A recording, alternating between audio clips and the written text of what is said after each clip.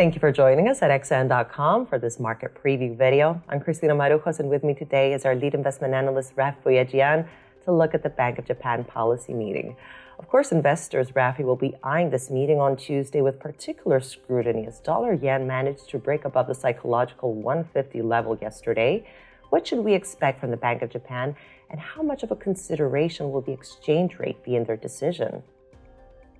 So, Christina, as you said, the yen is back in the spotlight because it is flirting with the 150 level. We haven't seen any intervention yet, but obviously there is increasing attention on the Bank of Japan policy meeting on Tuesday. Now, we weren't really looking at the October meeting as being one that we would see any policy change. But in the last few days, there's been growing speculation, and this is, of course, according to local news sources, that the Bank of Japan may make another tweak to its yield curve control policy. Now, this is a bit unusual in the sense that they don't make these kind of changes too regularly, and we only had a tweak only back in July. So why would they be thinking about making any adjustments so soon? So immediately one's mind would go to, of course, what's happening in the FX markets with the yen, because it remains under increasing pressure.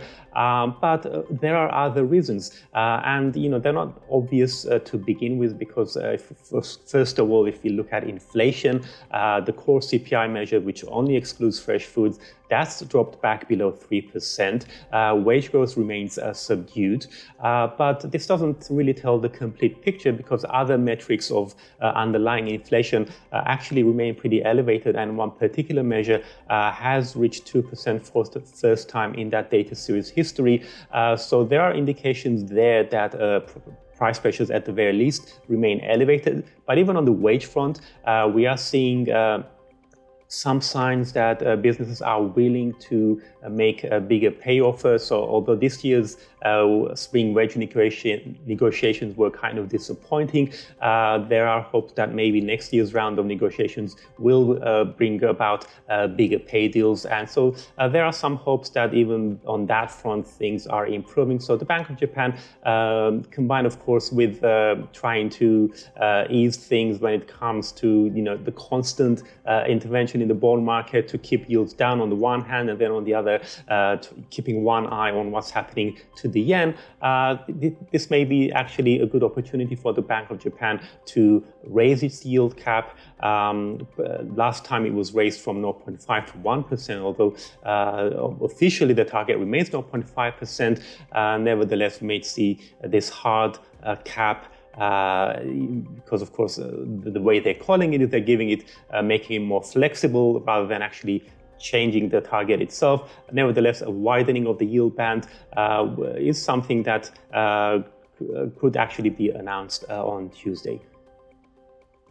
And Rafi, taking all of this into account, what is the outlook for the yen?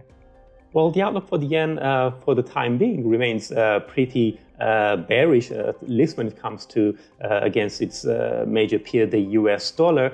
Now, of course, there could be a bit of a boost should we get a surprise tweak, and should the BoJ go ahead and raise its yield cap maybe from 1 to 1.5%.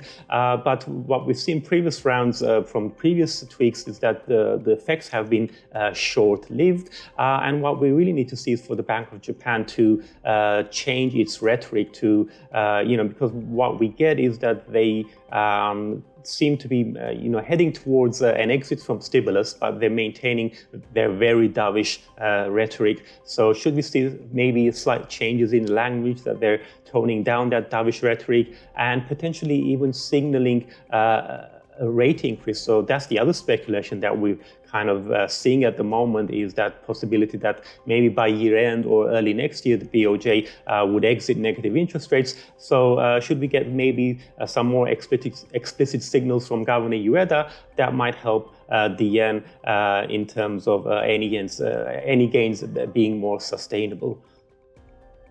Rafi, thanks so much. This was a preview video. Thanks for watching at xm.com.